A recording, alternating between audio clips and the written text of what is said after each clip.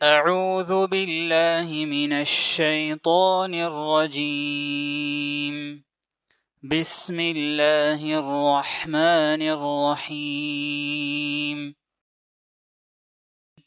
ويل للمطففين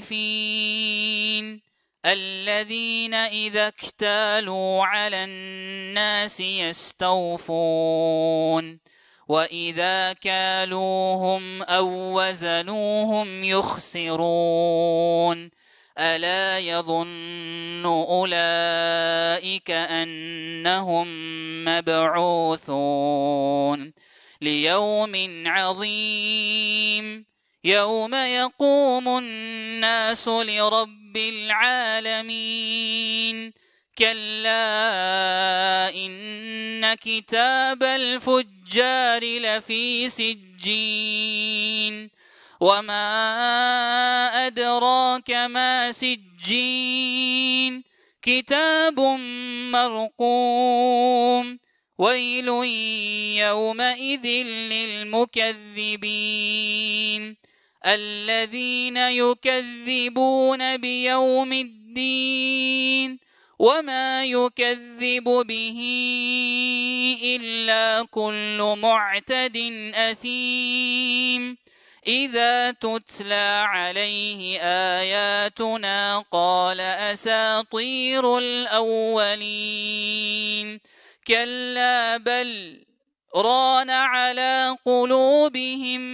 ما كانوا يكسبون كلا إنهم عن ربهم يومئذ لمحجوبون ثم إنهم لصالو الجحيم ثم يقال هذا الذي كنتم به تكذبون كلا إن كتاب الأبرار لفي عليين وما أدراك ما عليون كتاب مرقوم يشهده المقربون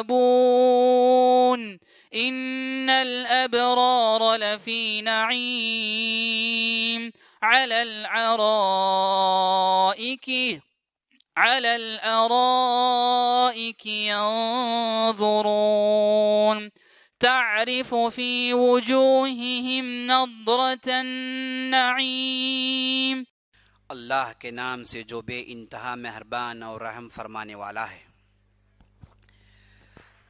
تباہی ہے ڈنڈی مارنے والوں کے لیے جن کا حال یہ ہے کہ جب لوگوں سے لیتے ہیں تو پورا پورا لیتے ہیں، اور جب ان کو ناپ کر یا تول کر دیتے ہیں تو انہیں گھٹا دیتے ہیں۔ کیا یہ لوگ نہیں سمجھتے کہ ایک بڑے دن یہ اٹھا کر لائے جائیں گے، اس دن جب کہ سب لوگ رب العالمین کے سامنے کھڑے ہوں گے؟ ہرگز نہیں، یقیناً بدکاروں کا نام اعمال قید خانے کے دفتر میں ہے، اور تمہیں کیا معلوم کہ کیا ہے وہ قید خانے کا دفتر؟ وہ ایک کتاب ہے لکھی ہوئی۔ تباہی ہے اس روز جھٹلانے والوں کے لیے جو روز جزا کو جھٹلاتے ہیں، اور اسے نہیں جھٹلاتا مگر ہر وہ شخص جو حد سے گزر جانے والا بد عمل ہے۔ اسے جب ہماری آیات سنائی جاتی ہے تو کہتا ہے یہ تو اگلے وقتوں کی کہانیاں ہیں۔ ہرگز نہیں، بلکہ دراصل ان لوگوں کے دلوں پر ان کے برے اعمال کا زنگ چڑھ گیا ہے۔ ہرگز نہیں، بالیقین اس روز یہ اپنے رب کی دید سے محروم رکھے جائیں گے، پھر یہ جہنم میں جا پڑیں گے، پھر ان سے کہا جائے گا کہ یہ وہی چیز ہے جس سے تم جھٹلایا کرتے تھے۔ ہرگز نہیں، بے شک نیک آدمیوں کا نام اعمال بلند پائے لوگوں کے دفتر میں ہے، اور تمہیں کیا خبر کہ کیا ہے وہ بلند پائے لوگوں کا دفتر؟ ایک لکھی ہوئی کتاب جس کی نگہداشت مقرب فرشتے کرتے ہیں۔ بے شک نیک لوگ بڑے مزے میں ہوں گے، اونچی مسندوں پر بیٹھ کر نظارے کر رہے ہوں گے، ان کے چہروں پر تم خوشحالی کی رونق محسوس کرو گے۔ السلام علیکم ورحمۃ اللہ وبرکاتہ۔ بسم اللہ الحمد للہ والصلاة والسلام علی رسول اللہ وعلى آلہ وصحبہ ومن والاه وبعد، فقال اللہ تبارک و تعالی ویل للمطففین الذین اذا اکتالوا علی الناس یستوفون وَإِذَا كَالُوهُمْ أَوْ وَزَنُوهُمْ يُخْسِرُونَ إلى آخر السورہ۔ برادران اسلام اور خواتین ملت، اللہ رب العزت کی بارگاہ میں دعا کرتا ہوں کہ اللہ رب العزت ہماری دعاؤں کو قبول فرمائے، اور اس ساعت مبارکہ میں، اس بہترین وقت جس میں اللہ رب العزت پہلے آسمان میں تشریف لاتے ہیں اور لوگوں سے کہا جاتا ہے کہ وہ مانگے، اور اللہ رب العزت ان کی مانگوں کو پوری کرتا ہے، سب کی گناہوں کی تلافی کرتا ہے۔ تو عزیز دوستو، اس مبارک گھڑی میں دعا کریں کہ اللہ رب العزت ہمارے تمام گناہوں کو معاف کریں اور ہمیں جنت میں بلند مقام نصیب عطا کریں، اور تمام قسم کی پریشانیاں اور بیماریوں سے ہمیں محفوظ رکھیں، آمین یا رب العالمین۔ جیسا کہ ہم نے گزشتہ کی مجلس میں دیکھا کہ اللہ رب العزت نے سورہ انفطار کے اندر قیامت کی تصویر کشی کی، اور اس کے بعد قرآن کی حقانیت بیان کی اور مشرکین مکہ پر رد کیا۔ آج ہم جس سورت کی تفسیر سننے والے ہیں، اس سورت کے دو نام ہیں، ایک سورۃ المطففین کہا جاتا ہے اور دوسرا نام ہے سورۃ ویل للمطففین۔ صحیح بخاری اور دوسری حدیث کی کتابوں میں اس سورت کا نام ہے سورۃ ویل للمطففین، ویل کا لفظ ساتھ جوڑ کر بیان ہوا ہے جو کہ بالکل صحیح ہے، تو مطففین سے زیادہ مناسب یہی نام ہے۔ اچھا، یہ جو سورت ہے، یہ سورت کب نازل ہوئی، اس تعلق سے اہل علم نے اپنے مختلف آراء کا اظہار کیا، مختلف رائیوں کو انہوں نے دیا ہے۔ تو تمام رائیوں پر جب غور کرتے ہیں، بعضوں نے کہا کہ یہ مکی صورت ہے اور بعضوں نے کہا کہ یہ مدنی صورت ہے، چونکہ اس صورت میں تجارت کے تعلق سے بات ہوئی ہے، اور تجارت میں ناپ و تول میں جو کمی کرتے ہیں انہیں اللہ سبحانہ و تعالیٰ نے ڈرایا ہے، انہیں ڈانٹا ہے، ان کی غلطی سے باز آنے کا حکم دیا ہے۔ تو یہ جو تجارت کی باتیں ہیں یہ عام طور پر مدینہ میں ہوئی، تو اس لیے بعض اہل علم نے کہا کہ یہ صورت مدنی صورت ہے، اور بعض اہل علم نے کہا کہ یہ صورت اس وقت نازل ہوئی جب آپ صلی اللہ علیہ وسلم مکہ سے مدینہ جا رہے تھے، یعنی دوران ہجرت۔ چونکہ ابھی ہجرت نہیں ہوئی تھی، اس اعتبار سے اس صورت کا شمار مکی صورتوں میں ہونا چاہیے، اگرچہ کہ یہ مدنی صورت مدنی دور کے آغاز میں مدینہ میں داخل ہوتے وقت اس صورت کا نزول ہوا۔ تو غور کرنے پر یہی بات مناسب لگتی ہے کہ یہ مدنی دور کے بالکل شروع کے دور میں یہ صورت نازل ہوئی، اگرچہ کہ بعض آیتیں یہ ہو سکتا ہے کہ مکے میں نازل ہوئی ہوں، اللہ اعلم۔ یہ باتیں تھیں اس صورت کے نزول کے متعلق۔ جب آپ صلی اللہ علیہ وسلم مدینہ آئے تو آپ صلی اللہ علیہ وسلم کو معلوم ہوا کہ مدینے میں ان کی تجارت کی منڈیوں میں، بازاروں میں ڈنڈی مارنا عام ہے۔ ڈنڈی مارنے سے مراد ناپ تول میں کمی کرنا، تجارت میں اس ناحیے سے دھوکہ بازی کرنا یہ عام تھا۔ تو اللہ رب العزت نے آپ صلی اللہ علیہ وسلم مدینے آنے کے ساتھ ساتھ یا پھر مدینے میں داخل ہونے سے پہلے یہ جو چل رہا ہے، یہ جو ظلم چل رہا ہے، اسے روکنے کے لیے اللہ نے سورت کو نازل کی، اور اس سورت میں اسی موضوع کو اجاگر کیا گیا ہے۔ چلیے اس سورت کی آیتوں کا ہم جائزہ لیتے ہیں، اس کی تفسیر و تشریح کرنے کی کوشش کرتے ہیں۔ ابھی آپ نے تلاوت اس سورت کی سنی اور اس کا ترجمہ سنا، انشاءاللہ ہم اس کی تشریح کریں گے۔ بسم اللہ الرحمن الرحیم۔ ویل للمطففین، ویل للمطففین، بربادی ہو، ہلاکت ہو ناپ تول میں دھوکہ بازی کرنے والوں پر، ڈنڈی مارنے والوں پر۔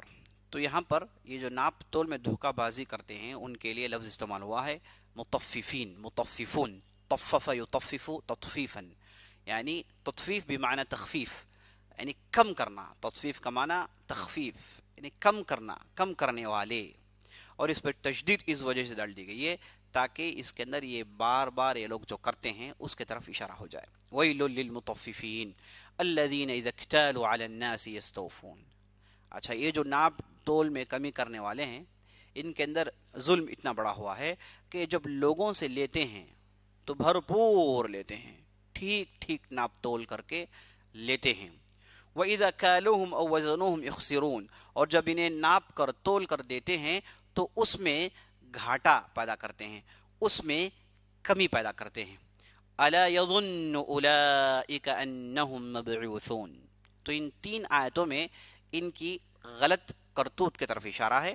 اور چوتھی آیت میں اللہ رب العزت نے کہا کہ کیا یہ لوگ یہ نہیں جانتے، کیا انہیں اس چیز کی امید نہیں ہے کہ انہیں قیامت کے دن دوبارہ اٹھا کر کھڑا کر دیا جائے گا، قیامت کے دن دوبارہ اٹھا کر کھڑا کر دیے جائیں گے اور انہیں اس فعل کے تعلق سے پوچھا جائے گا۔ لیوم عظیم، اور اس دن جو بہت ہی بڑا دن ہے، انہیں اٹھا کر کھڑا کیا جائے گا۔ اور اس دن ہوگا کیا؟ یوم یقوم الناس لرب العالمین، اور اس دن لوگ اللہ سبحانہ و تعالیٰ کے انتظار میں ہوں گے۔ اللہ رب العزت نزول کریں گے، اللہ رب العزت کا آنا ہوگا۔ هل ينظرون الا ان ياتيهم الله في ظلل من الغمام والملائکہ، قرآن میں اللہ سبحانہ و تعالیٰ ایک جگہ ارشاد فرماتا ہے کہ وہ لوگ یہ انتظار کر رہے ہوں گے کہ اللہ سبحانہ و تعالیٰ ابروں کے درمیان، ابروں کا اس میں ذکر ہے، وہاں سے اللہ سبحانہ و تعالیٰ کا نزول ہوگا۔ اللہ سبحانہ و تعالیٰ زمین میں آئیں گے، وہ قیامت کا دن ہوگا، اور اس کے بعد حساب کتاب کا میدان برپا ہوگا۔ لوگ اپنے اپنے حساب کتاب دینے کے لیے صفوں میں کھڑے ہوں گے۔ یہ وہ دن ہوگا جس دن لوگ اپنے اپنے اعمال کے مطابق پسینوں میں ڈوب رہے ہوں گے، بعض ٹخنوں تک، بعض گھٹنوں تک، بعض کمر تک، بعض کاندھوں تک، اور بعض اپنے کانوں تک، اور بعض اپنے اپنے پسینوں میں غوطے مار رہے ہوں گے۔ یہ وہ دن ہوگا، اور یہ دن 50,000 سال کے برابر ہوگا۔ ایک لمبا دن ہوگا جہاں پر لوگ کھڑے ہوں گے، بعض کے حساب کتاب ہوں گے اور بعض کے ساتھ حساب کتاب نہیں ہوں گے۔ ان کے معاملے کو ایسے ہی ادھورا چھوڑ دیا جائے گا تاکہ ان کے اندر اور عذاب کی زیادتی ہو۔ اللہ رب العزت ہمارے معاملات کو آسان کرے۔ یوم یقوم الناس لرب العالمین کلا ان کتاب الفجار لفی سجین، اور جب حساب کتاب کے لیے لوگ کھڑے ہوں گے تو لوگ ان کے اعمال نامے لے کر اللہ سبحانہ و تعالیٰ کے سامنے حاضری دیں گے، اعمال نامہ لے کر پہنچیں گے۔ اور یہ جو اعمال نامہ لے کر آئیں گے، اب اس کی دو قسمیں اللہ نے اس صورت کے اندر بیان کی ہے۔ اس کی دو قسمیں، ایک جو نیک لوگوں کے ہاتھ میں اعمال نامے ہوں گے، اور دوسرا جو بد لوگ ہوں گے، برے لوگ ہوں گے، فاسق فاجر کافر منافق ہوں گے، ان کے ہاتھ میں جو اعمال نامہ ہوگا وہ ایک قسم کے ہوں گے۔ تو جن کے پاس بدیوں اور برائیوں کے اعمال نامے ہوں گے تو ان کے تعلق سے اللہ کہتا ہے کلا ان کتاب الفجار لفی سجین، ہرگز نہیں، اس دن انہیں چھوڑا نہیں جائے گا۔ ان کتاب الفجار لفی سجین، اور یہ جو فجار ہیں، فاسق ہیں، فاجر ہیں، برائیوں میں حد سے زیادہ بڑھنے والے ہیں، برائیوں میں سب سے پہلے جو کفر ہے اس کا ارتکاب کرنے والے، یہ جو فجار ہیں، ان کے جو اعمال نامے ہوں گے یہ قید خانے کی کتاب میں ہوں گے۔ کہا گیا سجین، سجن کہتے ہیں قید خانے کو۔ اب یہاں پر اہل علم نے سجین سے کیا مراد ہے، اس تعلق سے سلف الصالحین سے مختلف روایت مروی ہیں۔ بعضوں نے کہا کہ اس سے مراد ساتوں زمین کے تلے، بعضوں نے کہا کہ ساتوں زمین کے تلے ایک چٹان ہے، اس کے نیچے ان کتابوں کو دھسا ہوا رکھا جائے گا، تو وہاں سے انہیں ان کی کتابوں کو دیا جائے گا۔ یعنی معنی یہ کہ جو آسمان کے درجے ہیں یہ نیک لوگوں کے لیے، زمین کے نیچے جو درکات ہیں یہ بد لوگوں کے لیے، اور یہ زمین کے نیچے انہیں دھسایا جائے گا۔ عذاب نیچے ہوتے ہیں اور آسمان اوپر ہوتا ہے۔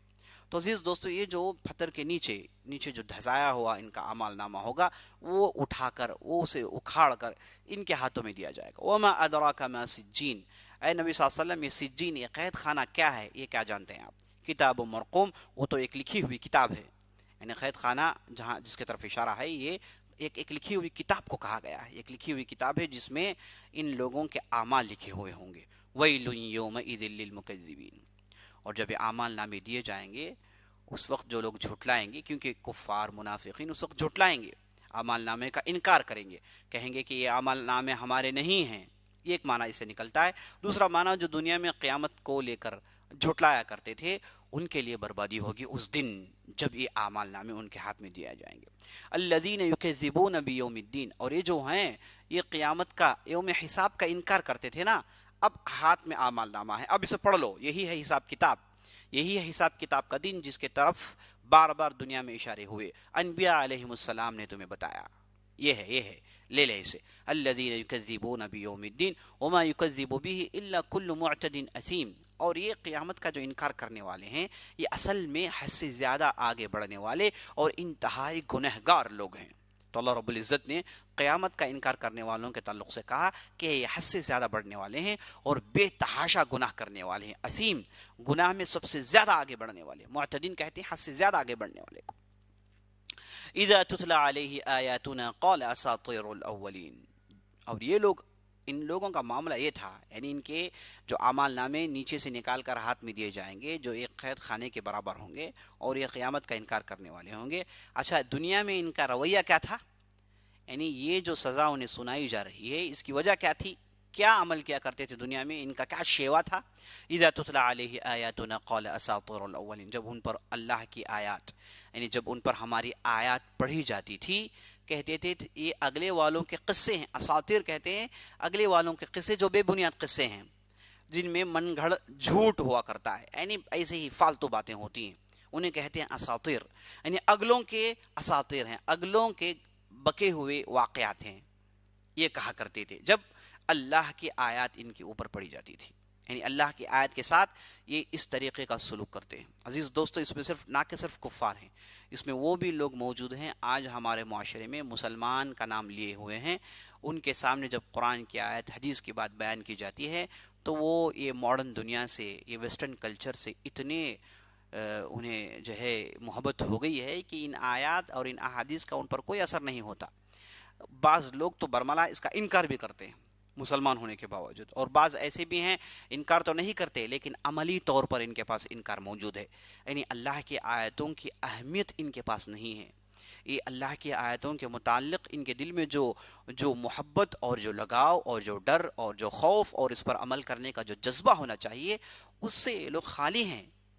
عزیز دوستو، یاد رکھ لیجئے ان میں وہ بھی شمار ہو سکتے ہیں، کیونکہ یہاں پر آیات کے جھٹلانے والوں کے ساتھ جو حشر ہونے والا ہے اس کے طرف اشارہ ہے. اللہ حفاظت کریں. تو جب بھی قرآن کی آیت پڑھی جاتی ہے، ہم اور آپ کو چاہیے کہ بڑے ہی انہماک کے ساتھ پورے دھیان سے ان باتوں کو سنیں اور اس پر عمل کرنے کی کوشش کریں. ان آیات کو ایسے نہ سنیں کہ آپ کے دل میں عمل کرنے کا جذبہ نہ ہو، یعنی ایسے ہی نہ سنا جائے. قرآن جب بھی پڑھا جائے، جب بھی سنا جائے، دل میں عمل کرنے کا جذبہ ہو. یہ باتیں بتائی جا رہی ہیں، اس پر مجھے عمل کرنا ہے، یہ سوچ کر آدمی اس میں آگے بڑھے. کلا بل ران علی قلوبہم ما کانوا یکسبون. ہرگز نہیں، اصل میں ان کے انکار کی وجہ سے ان کے دل میں ٹھپا مار دیا گیا ہے. کلا بل ران علی قلوبہم ما کانوا یکسبون. یہ جو دنیا میں کماتے تھے، ان کا جو عمل تھا، اس کے بدلے ان کے دل میں ٹھپا مار دیا گیا ہے. ران یرین و رینن کہتے ہیں ٹھپا مارنے کو. کیا مطلب ٹھپا مارنا؟ آپ صلی اللہ علیہ وسلم سے مروی ہے، تفسیر کی روایت ہے کہ آپ صلی اللہ علیہ وسلم نے کہا کہ جب بندے آدم بندے اللہ کا بندہ، آدم کا لونڈا، جب اسے کوئی غلطی سرزد ہوتی ہے، گناہ جب کرتا ہے تو اس کے دل میں ایک کالا نقطہ رکھ دیا جاتا ہے، اور جتنے وہ گناہ کرتے جاتا ہے اتنے نقطے رکھے جاتے ہیں. جب وہ توبہ کرتا ہے تو ان نقطوں کو ہٹا دیا جاتا ہے، پھر غلطی کرتا ہے پھر نقطے لگ جاتے ہیں. اور مجاہد رحمہ اللہ، جو ابن عباس رضی اللہ عنہ کے ایک بہت بڑے شاگرد گزرے ہیں، جن سے ابن عباس رضی اللہ عنہ کی تفسیر مروی ہے، وہ کہتے ہیں کہ جب وہ اپنے ہاتھ کو ایسے کرتے ہیں، کہتے ہیں کہ جب آدمی گناہ کرتا ہے تو ایک گویا کہ اس کے دل کو بند کر دیا جاتا ہے. جیسے ہی دوسرا گناہ کرتا ہے پھر دل بند ہو جاتا ہے، تیسرا، چوتھا، پانچواں، ایسے ہی جیسے غلطیاں کرتے جاتا ہے، گناہ کرتے جاتا ہے، تو اللہ سبحانہ و تعالیٰ اس کے دل میں ٹھپا مار دیتا ہے. قرآن میں یہ ٹھپا مارنا یہ کئی جگہ ذکر ہے. یطبع علی قلوبہم، طبع علی قلوبہم، دل میں ٹھپا مارا جائے گا. اور رانا کا لفظ یہی معنی میں آتا ہے، ٹھپا مارنے کے معنی میں آتا ہے. یعنی ٹھپا مارنے سے مراد کیا ہے؟ دل اتنا کالا ہو جائے گا کہ اس کے بعد خیر و شر کی باتیں دل کو متاثر نہیں کریں گی. جیسے اگر کوئی آئرن راڈ ہے، کوئی لوہا ہے، اس پر زنگ چڑھ جائے تو اس سے کچھ فائدہ نہیں ہوتا ہے. اسی طریقے سے عزیز دوستو، یہ لوگوں نے اتنے گناہ کیے، اتنا جھٹلایا کہ ان کے دلوں میں اللہ نے ٹھپا مار دیا. اب کوئی خیر کی باتیں انہیں سنائی دینے والی نہیں ہیں. کلا انہم عن ربہم یومئذ لمحجوبون. اب دیکھیے مصیبت بر مصیبت، ان کے دل میں پھٹھپا مار دیا گیا کیونکہ یہ قرآن کے آیتوں سے کھلواڑ کرتے تھے. اب مصیبت یہ ہے کہ ان کے انکار کی وجہ سے بہت بڑی نعمت سے محروم کر دیے جائیں گے. اور بہت بڑی نعمت کیا ہے عزیز دوستو؟ عن ربہم یومئذ لمحجوبون، اور خدا کی دید سے انہیں محروم کر دیا جائے گا. یعنی اللہ سبحانہ و تعالی کی جو دیدار ہے، جسے مومنین اللہ سبحانہ و تعالی کو دیکھیں گے. اس آیت سے اہل علم نے اس چیز کی طرف دلیل بیان کی ہے کہ قیامت کے دن مومنین اللہ سبحانہ و تعالی کو دیکھیں گے. دنیا میں اللہ سبحانہ و تعالی کو دیکھ نہیں سکتے، دنیا کی آنکھوں میں سکت نہیں ہے. لیکن قیامت میں جب جنت میں جنتی جائیں گے تو جنت میں سب سے بڑی لذت، عام طور پر جو لوگ جنت کو نہیں مانتے، دوزخ کو نہیں مانتے، وہ مسلمانوں کو دیکھ کر کہتے ہیں کہ تم مسلمان یہ نیک عمل کرتے ہو تاکہ تمہیں حور مل جائے، تاکہ تمہاری شہوت پوری ہو جائے، تمہارا پیٹ بھر جائے. تم یہ شہوت کی چیزوں کے لیے، پھر شہوت کی خواہشات کے لیے دنیا میں کچھ کرتے ہو. یہ اصل میں غلط تصور دیا گیا عزیز دوستو. حقیقی تصور یہ ہے کہ مومن جنت میں اس لیے جانا چاہتا ہے کہ جنت میں اسے سب سے زیادہ پسندیدہ چیز، سب سے زیادہ لذت اسے اس وقت ملے گی جب وہ اللہ سبحانہ و تعالیٰ کو دیکھے گا. اسی لیے آپ صلی اللہ علیہ وسلم سے دعا میں مروی ہے، اسألک لذت النظر الی وجہک، مسند احمد کی روایت ہے، اے اللہ میں تو سے مانگتا ہوں کہ میں تیرے دیدار سے سرفراز ہو جاؤں اور میں تیرے دیدار کو حاصل کر پاؤں، وہ جو لذت ہے وہ مجھے مل جائے. تو عزیز دوستوں، جنت میں سب سے بڑی لذت کیا ہے؟ اللہ سبحانہ و تعالیٰ کا دیکھنا، اللہ سبحانہ و تعالیٰ کی دیدار. تو یہ جو کفار ہیں، اللہ سبحانہ و تعالیٰ کہتا ہے کہ تم مجھے دیکھ نہیں پاؤ گے. اللہ اکبر، کتنی بڑی محرومی ہے، کتنی بڑی رسوائی ہے، کتنی بڑی مصیبت ہے کہ آپ کا رب آپ سے کہے کہ تم مجھے دیکھ نہیں سکتے. ہم وہ لوگ ہیں جو رب کو دیکھنا چاہتے ہیں. ہمارا رب جس کے اتنے انعام و اکرام ہم پر، اتنی نعمتیں، ہم سے اتنی نرم دلی، ہم سے اتنا نرم کا معاملہ. عزیز دوستو، اللہ سبحانہ و تعالیٰ کو دیکھنا کون نہیں چاہتا؟ ہر آدمی کا دل تڑپتا ہے، ہر آدمی کا دل جو ہے اس سے سوچتا ہے تو وہ بے قرار ہو جاتا ہے. اللہ کو دیکھنا چاہتا ہے. ایک بہت بڑی امید، ایک بہت بڑا امنگ اور بہت بڑی خواہش ہے جو ہر مومن اپنے دل میں لیے ہوئے ہے. لیکن یہ جو کفار ہیں انہیں ان نعمتوں سے محروم کر دیا جائے گا. ثم انہم لصال الجحیم. عزیز دوستو، یہ بھی نقطہ میں آپ کو بتا دوں کہ جو باطل فرقے ہیں، جیسے معتزلہ اور دوسرے باطل فرقے ہیں، ان کا قول ہے کہ نہ ہم دنیا میں اللہ کو دیکھ سکتے ہیں، نہ آخرت میں اللہ کو دیکھ سکتے ہیں. اللہ کو دیکھنا یہ ممکن نہیں ہے، اس کا انکار کرتے ہیں. یہ آیت ان کے لیے دلیل ہے، اور دوسری آیتیں قرآن میں موجود ہیں جن کے ذریعے سے ہم کو معلوم ہوتا ہے کہ اللہ کو دیکھنا یہ بہت بڑی چیز ہے اور جنت میں چیز آنے والے ہیں. تو عزیز دوستو، یہ جو ہے اس آیت سے بات معلوم ہوئی. ثم انہم لصال الجحیم.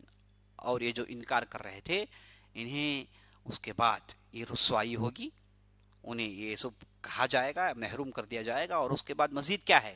محروم کرنے سے بات نہیں رک جاتی، اس کے بعد مزید یہ ہے کہ انہیں جہنم میں داخل کر دیا جائے. صلیہ یصلا کہتے ہیں دخل يدخل، داخل ہونے کے معنی میں، صال الجحیم. اور اس کے بعد یہ جہنم میں داخل ہونے والے ہیں. ثم يقال هذا الذي كنتم به تكذبون. جب جہنم میں انہیں داخل کیا جا رہا ہوگا، پہلے سے رسوائی، پہلے سے مصیبت جھیل رہے ہوں گے، اس وقت انہیں دیکھ کر کہا جائے گا کہ اچھا یہ دن جس کا انکار کر رہے تھے، اب دیکھو، اب جا رہے ہو نا، اب تم داخل ہو رہے ہو نا، یہ کتنی حقیقت ہے، اس کا تم انکار کر رہے تھے. اس وقت کہا جائے گا، اس وقت ان سے کہا جائے گا کہ یہی ہے بدلہ جس کا تم دنیا میں انکار کر رہے تھے. کلا ان کتاب الابرار لفی علیین. اور ہرگز نہیں. اب ان آیتوں میں عزیز دوستو لگ بھگ 6 7 8 آیتوں میں اللہ سبحانہ وتعالی نے بدکاروں کے انکار کے بدلے ان کے اعمال نامے کی طرف اشارہ تھا، اور یہ اعمال نامے کیسے انہیں دیے جائیں گے اور ان کے ساتھ کیا کیا سلوک کیا جائے گا، یہ بدکاروں کے تعلق سے ادھر گفتگو ہے. اب یہاں سے نیک لوگوں کے تعلق سے گفتگو کا آغاز ہو رہا ہے. ان کے لیے جو نعمتیں رکھی ہوئی ہیں اس کے طرف اشارہ بڑھایا جا رہا ہے. کلا ان کتاب الابرار لفی علیین. ہرگز نہیں، ہرگز نہیں، جو لوگ قیامت کا انکار نہیں کرتے، جو قیامت کو مانتے ہیں، اللہ کو مانتے ہیں، اپنے دامن کو پاک رکھتے ہیں، برائیوں سے اپنے آپ کو بچاتے ہیں، ان کی جو کتاب ہے، نیکوکاروں کی جو کتاب ہے یہ علیین میں ہے. علیین کہتے ہیں عزیز دوستوں ساتوں آسمان. بعض مفسرین نے کہا سدرۃ المنتہا، بعضوں نے کہا کہ عرش کے پاس سے، یعنی پوری ایک ہی باتیں. ساتوں آسمان کے اوپر نیک لوگوں کے اعمال نامے رکھے ہوئے ہیں. یعنی یہ جو ریکارڈ ہے، نیک لوگوں کے جو اعمال نامے جو ریکارڈ کیے جاتے ہیں، اس کی آفس اوپر ہے، ایڈریس اوپر ساتوں آسمان کے. اور جو بدکار ہیں ان کے اعمال رکھنے کی جگہ ساتوں زمین کے نیچے جہنم کے گڈھے میں. یعنی ذلت ہے، ان کے لیے نیچائی ہے اور ان کے لیے اونچائی ہے. ان کتاب الابرار لفی علیین، اور جو نیک لوگ ہوں گے ان کے اچھے اعمال نامے ان کی کتاب علیین میں ہوگی. وما ادراک ما علیون، اے نبی صلی اللہ علیہ وسلم یہ علیین کیا ہے، آپ کیا جانتے ہیں؟ یہ اسلوب ہم بار بار قرآن میں دیکھ رہے ہیں. آپ صلی اللہ علیہ وسلم سے پوچھا جا رہا ہے کہ آپ کیا جانتے ہیں، یعنی اس وجہ سے تاکہ اٹینشن گراب کرے پڑھنے والوں کی. کتاب مرقوم، یہ ایک لکھی ہوئی کتاب ہے. یشہدہ المقربون، یہ کتاب کی خوبی یہ ہے کہ جب نیک بندہ اس دنیا سے رخصت ہو جاتا ہے، اس کی روح کو ملائکہ لے کر اللہ سبحانہ تعالیٰ کے پاس لے کر جاتے ہیں. پہلے آسمان میں داخل ہوتے ہیں، وہاں پر جب دستک دی جاتی ہے تو پوچھا جاتا ہے کہ کون آیا ہے، تو وہ فرشتہ کہتا ہے کہ میں آیا ہوں اور میرے ساتھ یہ مبارک روح ہے. تو پوچھتے ہیں کہ یہ بندے کا نام کیا ہے، اس کے باپ کا نام کیا ہے. جب باپ کا نام بتایا جاتا ہے اندر سے آواز آتی ہے تو یہ بڑا ہی نیک بندہ ہے، یہ تو بڑی نیک روح ہے، آئیے اہلاً و سہلاً، آفرین، آپ کے لیے ویلکم ہے، آپ داخل ہو جائیں. تو ہر ایک آسمان میں اس طریقے سے سوال پوچھا جائے گا اور نیک روح کا استقبال کیا جائے گا. یہ سب اس لیے تاکہ نیک روح کا صحیح ڈھنگ سے استقبال ہو، اور اس کے بعد ساتوں آسمان کے اوپر لے کر جایا جائے گا. اور اس کے بعد اللہ سبحانہ و تعالیٰ کا حکم ہوگا تو پھر قبر میں روح کو واپس بھیج دیا جائے گا، اور اس کے بعد سوال جواب کا سلسلہ شروع ہوتا ہے. یہ مسلم شریف کی روایت ہے جس میں یہ واقعہ آیا ہے. تو عزیز دوستو یشہدہ المقربون، یعنی مقرب سے مراد وہ قریب ترین فرشتے اللہ کے جو اس کا مشاہدہ کریں گے. تو اللہ کے قریب ترین فرشتے کون ہیں؟ یہ فرشتے ہیں جو یہ روح کو لے کر اوپر اڑتے ہیں اور روح کو لے کر جاتے ہیں. اور یہ روح کو جو لے کر جاتے ہیں انہیں معلوم ہے کہ ان کے اعمال نامے کیا ہیں، ان میں کیا نیکیاں ہیں. تو یہ اس آیت سے وہی مقرب فرشتے مراد ہیں. عزیز دوستو فرشتوں میں کئی قسمیں ہیں، فرشتوں کی کئی قسمیں ہیں، اور ان تمام فرشتوں کے سردار جیسے آپ نے سنا جبرائیل علیہ السلام ہیں. اور فرشتوں کے کئی ڈپارٹمنٹس ہیں، اللہ نے انہیں زمین کے ہر کام میں انہیں بانٹ رکھا ہے. بارش برسانے والے، پہاڑوں کے ذمہ دار، سمندروں کے ذمہ دار، جہنم کے ذمہ دار، جنت کے ذمہ دار، اور جہنم میں سزاؤں کے اسپیشل سزاؤں کے خاص ذمہ دار. تو عزیز دوستوں فرشتوں کو اللہ نے کئی گروہوں میں بنایا ہے اور ان کی تعداد ان گنت ہے. انسانوں کی تعداد ان کی تعداد کے سامنے کچھ نہیں ہے، ان گنت تعداد ہے ان کی. اور ان میں سے بعض ایسے فرشتے ہیں جو اللہ کی صرف عبادت کرتے رہتے ہیں، جو بیت معمور میں ہمیشہ طواف کرتے رہتے ہیں، بیت معمور میں ہمیشہ نماز پڑھتے رہتے ہیں. تو فرشتے ہیں نا کئی قسموں کے ہیں. اس کے بعد اللہ سبحانہ و تعالیٰ نے کہا ان الابرار لفی نعیم، یہ جو نیک لوگ ہوں گے بڑی ہی خوشی اور خوبی حسن کی زندگی گزار رہے ہوں گے، بڑی نعمتوں میں ہوں گے، بڑی نعمتوں میں ہوں گے. علی الارائک ینظرون، ارائک کہتے ہیں عزیز دوستو مسندوں کو، گدوں کو جو بہترین سائبان میں رکھ دیے گئے ہوں گے. بہترین سائبان ہوں گے، ان کے لیے بہترین چھت بنائے جائیں گے، اور ان چھتوں میں یہ مسندیں، یہ گدے، یہ جو صوفے ہیں انہیں رکھ دیا جائے گا، اور جس میں یہ بڑے فقر اور وقار کے ساتھ بیٹھ کر اللہ کی نعمتوں کا مشاہدہ کریں گے. یہی معنی ہے علی الارائک ینظرون، ان مسندوں میں بیٹھ کر دیکھ رہے ہوں گے. کیا دیکھ رہے ہوں گے؟ یہ جو خوبصورت جنت، یہ دل فریب مناظر، یہ دل جو ہے یہ دل کو لبھا دینے والے ندیاں، یہ جو خوبصورت منظر ہوگا اسے دیکھ کر لطف اندوز ہو رہے ہوں گے، مزے اٹھا رہے ہوں گے. علی الارائک ینظرون تعرف فی وجوہہم نظرۃ النعیم. آپ صلی اللہ علیہ وسلم سے کہا جا رہا ہے کہ محمد صلی اللہ علیہ وسلم ان کے چہروں میں آپ نعمتوں کی رونق کو دیکھیں گے. نظرہ کہتے ہیں رونق، وہ روشنی، وہ جھلکیاں جو چہروں سے آ رہی ہوں گی انہیں تم دیکھو گے اس دن. یسقون من رحیق مختوم، اور انہیں جنت کے خاص شراب پلائی جائے گی جس کا نام ہے رحیق. اور یہ جو جنت کی جو شراب ہے، یہ جو شراب کی خوبی کیا ہے، یہ شراب کیسے نکلتی ہے اور یہ شراب کون پئیں گے، اور یہ شراب کی کیا خوبی ہے، اور اس میں شراب پینے میں جنت میں مومنین کی نیکیوں کے حساب سے ان کے اندر تفرقہ پیدا کیا جائے گا۔ یہ تمام تفصیلیں انشاءاللہ ہم آئندہ مجلس کے لیے رکھتے ہیں، اور اللہ سے دعا کرتے ہیں کہ ہم نے جو بھی کہا ہے، جو بھی سنا ہے، اس کے مطابق عمل کرنے کی توفیق بخشے، اور اللہ رب العزت ہماری محنتوں کو قبول فرمائے، ہماری دعاؤں کو قبول فرمائے، اور اللہ سے دعا کریں کہ اللہ ہمارے دلوں کو قرآن کا بہار بنا دے، قرآن کا بہار بنا دے۔ عزیز دوستوں، دل جو ہمیشہ قرآن پڑھتا ہے اور قرآن کے تعلق سے سوچتا ہے، اس دل کو کہتے ہیں کہ اس دل کو قرآن کی بہار نصیب ہوئی ہے۔ تو اللہ سے دعا کریں کہ اللہ رب العزت ہمیں قرآن کی بہار نصیب کریں۔ فجزاکم اللہ خیرا، وصلی اللہ علی نبینا محمد وعلی آلہ وصحبہ اجمعین، والسلام علیکم ورحمۃ اللہ وبرکاتہ۔